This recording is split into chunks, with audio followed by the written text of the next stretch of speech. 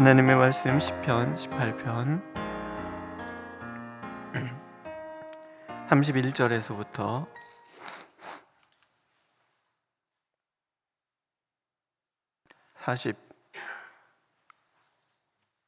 45절까지 말씀입니다. 31절에서 45절 한 목소리로 읽겠습니다. 31절 여호와 외에 누가 하나님이며 우리 하나님 외에 누가 반석이냐. 이 하나님이 힘으로 내게 띠띠우시며 내 길을 완전하게 하시며 나의 발을 암사슴 발 같게 하시며 나를 나의 높은 곳에 세우시며 내 손을 가르쳐 싸우게 하시니 내 팔이 놋화를 당기도다. 또 주께서 주의 구원하는 방패를 내게 주시며 주의 오른손이 나를 붙들고 주의 온유함이 나를 크게 하셨나이다. 내 걸음을 넓게 하셨고 나를 실족하지 않게 하셨나이다. 내가 내 원수를 뒤쫓아 가리니 그들이 망하기 전에는 돌아서지 아니하리이다. 내가 그들을 쳐서 능히 일어나지 못하게 하리니 그들이 내 발 아래에 엎드러지리이다. 주께서 나를 전쟁하게 하려고 능력으로 내게 띠띠우사 일어나 나를 치는 자들이 내게 굴복하게 하셨나이다. 또 주께서 내 원수들에게 등을 내게로 향하게 하시고 나를 미워하는 자들을 내가 끊어버리게 하셨나이다. 그들이 부르짖으나 구원할 자가 없었고 여호와께 부르짖어도 그들에게 대답하지 아니하셨나이다. 내가 그들을 바람 앞에 티끌같이 부서뜨리고 거리에 진흙같이 쏟아버렸나이다. 주께서 나를 백성의 다툼에서 건지시고 여러 민족의 으뜸으로 삼으셨으니 내가 알지 못하는 백성이 나를 섬기리이다. 그들이 내 소문을 들은 즉시로 내게 청종하며 이방인들이 내게 복종하리로다. 이방 자손들이 쇠잔하여 그 견고한 곳에서 떨며 나오리로다. 아멘. 31절에 여호와 외에 누가 하나님이며 우리 하나님 외에 누가 반석이냐 이렇게 말씀하시죠. 여호와만이 유일하신 하나님이십니다. 여호와만이 나에게는 유일한 하나님이십니다. 이게 다윗의 삶의 대전제입니다. 다윗의 그 삶이 늘 하나님 앞에서 일관된 삶을 산 것은 아니에요. 굴곡진 삶을 살았어요. 때로는 하나님을 의심하기도 하고 때로는 자기 생각을 먼저 앞세우기도 하고 어떤 때는 죄악을 범하기도 하고 늘 신앙이 좋았던 때만 있었던 것이 아니라 굴곡 있는 삶을 살았지만 그러나 그 전 삶을 통틀어서 한마디로 표현하면 그는 여호와만을 의지했던 사람, 여호와만이 유일한 하나님이시다라고 고백했던 삶을 살았던 사람이었다라는 거예요. 그가 역사의 무대에 처음 등장할 때 골리앗과의 싸움에서 등장하잖아요. 그때 그가 가지고 나갔던 무기는 물맷돌 5개가 아니죠. 만군의 여호와의 이름이었어요. 사울왕에게 골리앗 앞에 나가겠다고 얘기할 때 기도 안 차지요. 조그만 소년이 전쟁 경험도 한 번도 없는 아이가 나가서 저 골리앗 대장군들도 무서워 떨고 있는 판에 사울이 기가 막히잖아요. 그런데 그때 다윗이 사울 앞에서 했던 얘기가 뭐냐면 내가 곰과 사자와 싸워서도 이겼다라는 거예요. 내 양을 물어갈 때 끝까지 쫓아가서 그들을 쳐서 물리치고 뺏어왔다. 그 근거는 여호와는 나의 힘이셨기 때문에 여호와 하나님께서 나를 지켜주셨기 때문에 그래서 이 곰과 사자나 골리앗도 차이가 없다는 거예요. 이게 우리의 믿음인 거죠. 작은 일은 하나님이 하실 수 있고 큰 일은 하나님이 함께 하실 수 없다? 이게 아니라 모든 것에 여호와만이 하나님이시기 때문에 여호와만이 하나님인 사람은 어떤 상황에도 그 하나님의 이름으로 나갈 때는 이길 수 있다. 골리앗 앞에 섰을 때 사울 왕을 피해 도망다니는 그 모든 와중에 심지어 그가 범죄한 그 순간에도 내가 여호와께만 범죄하였도다. 다윗에게는 하나님밖에 없는 거예요.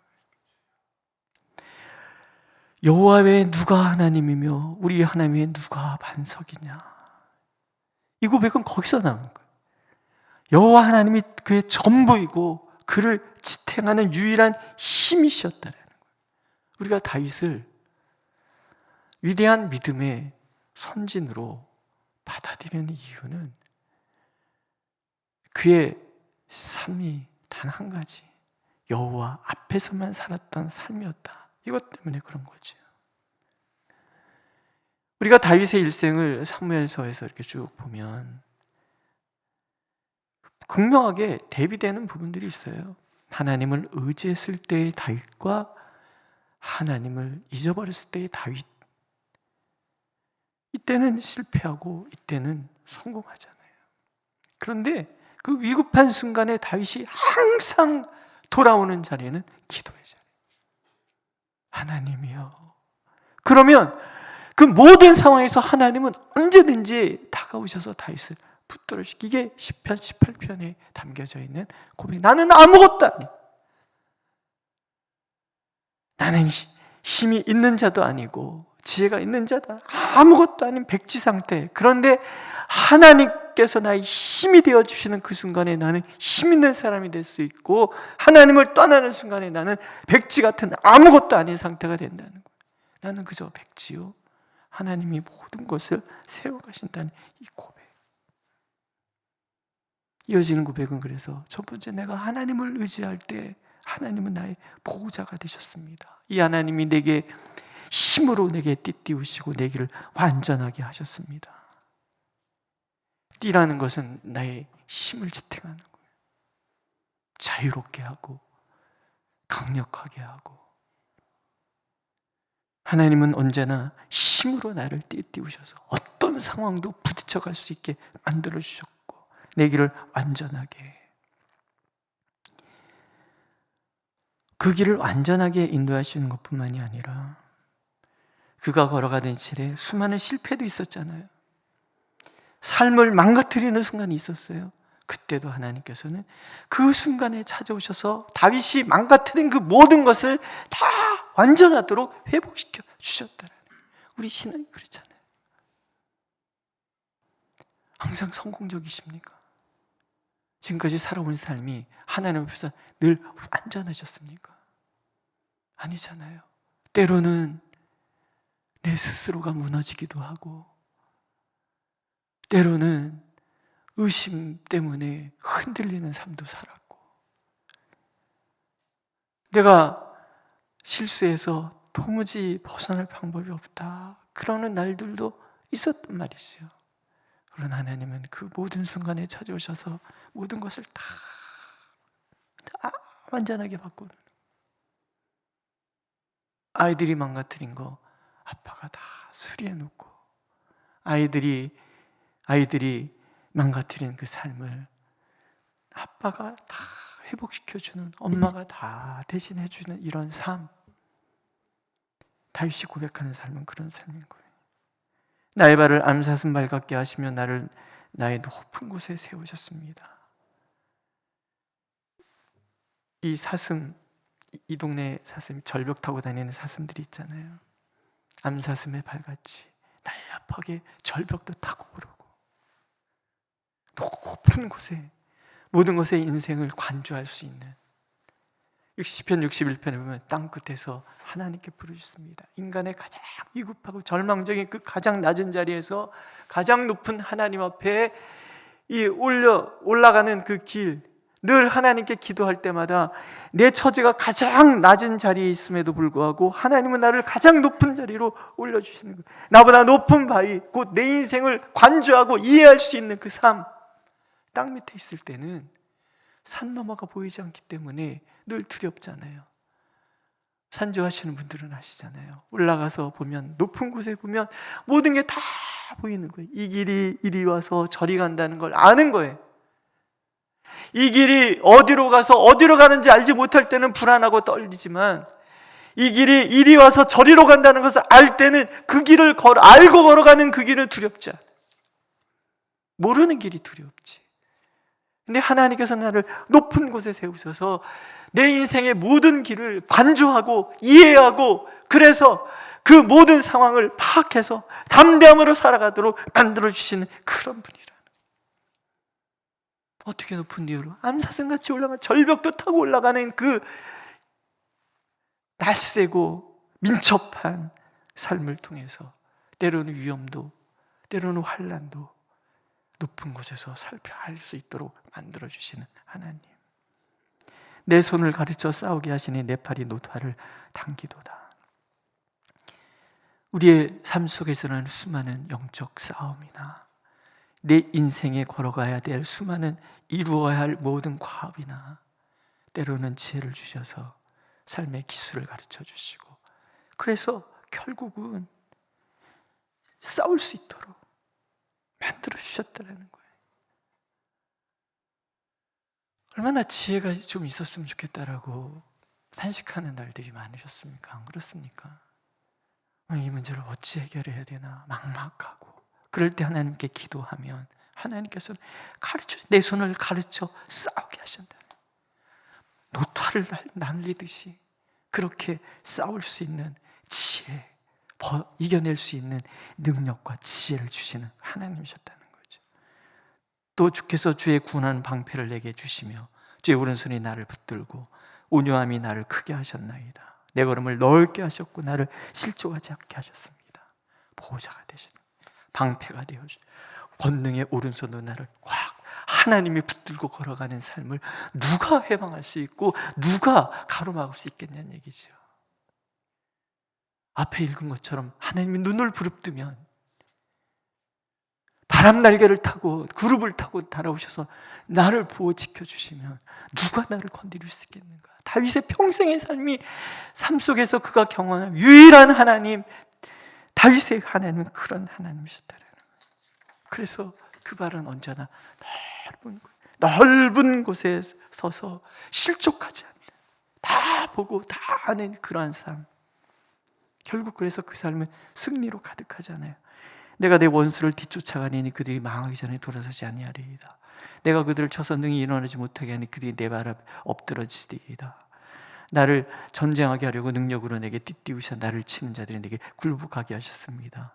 원수들에게 등을 내게로 향하게 하시고 나를 미워하는 자를 내가 끊어버리게 하셨나이다.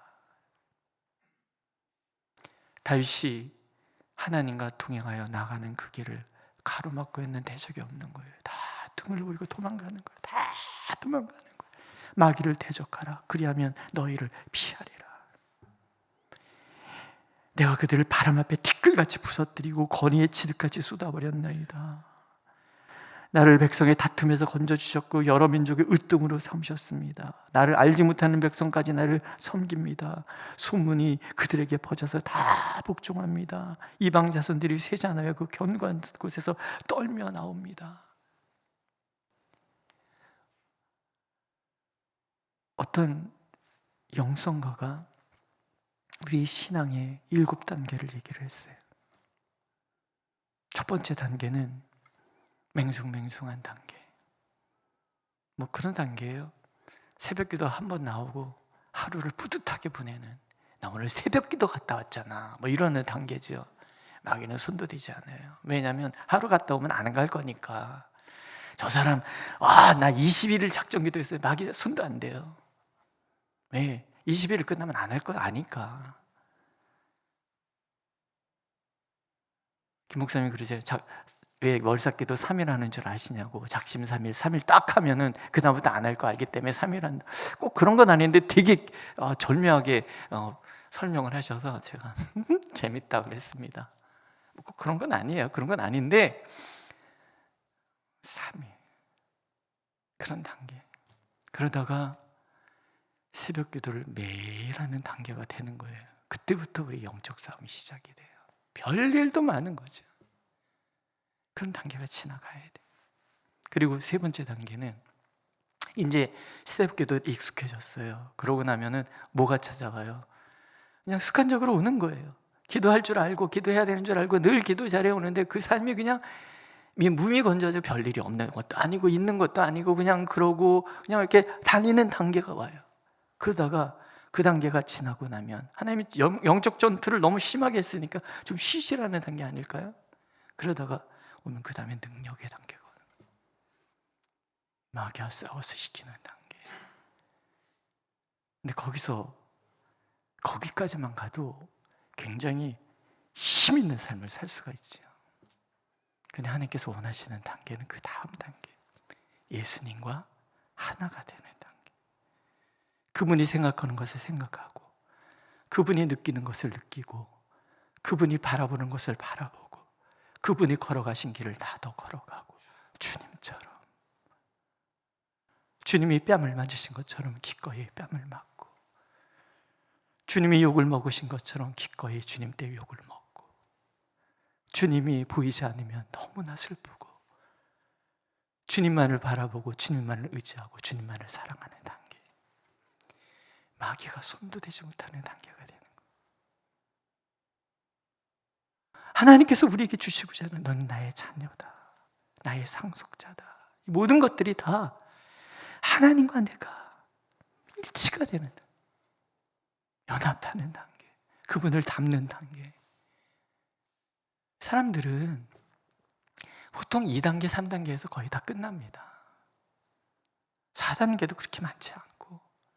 근데 여기까지 가는 사람은 더더욱 없는 건데, 적어도 새벽 기도를 10년, 20년, 30년 평생을 교회에서 눈물을 흘리고 철회하며 살아가신 사람들, 그분들의 인생을 잘 보세요. 주님 없이면 살 수 없고 주님만이 유일한 나의 하나님이십니다라는 고백하는 그 삶이 걸음걸음에 뚝뚝 묻어나잖아요. 그런 삶을 보면서 우리는 존경심 갖죠. 진정한 신앙의 어른이라고 생각하지요. 교회에 이런 어른이 한 분만 계셔도 교회는 건강하고요, 이런 어른이 10분만 있다 그러면 그 교회는 굉장히 힘 있는 교회가 되는 거예요. 본받으니까, 따라가니까. 하나님께서 우리에게 연단하시는 거는 다른 거 아니에요.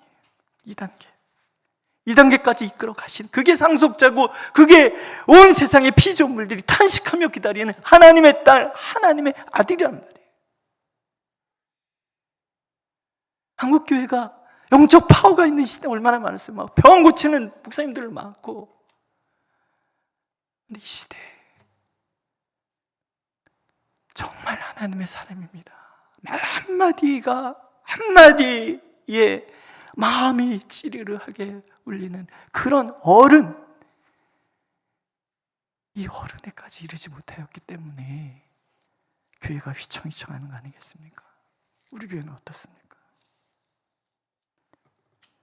오늘도 하나님께서 찾으시는 사람, 여호와만이 나의 유일한 하나님이십니다.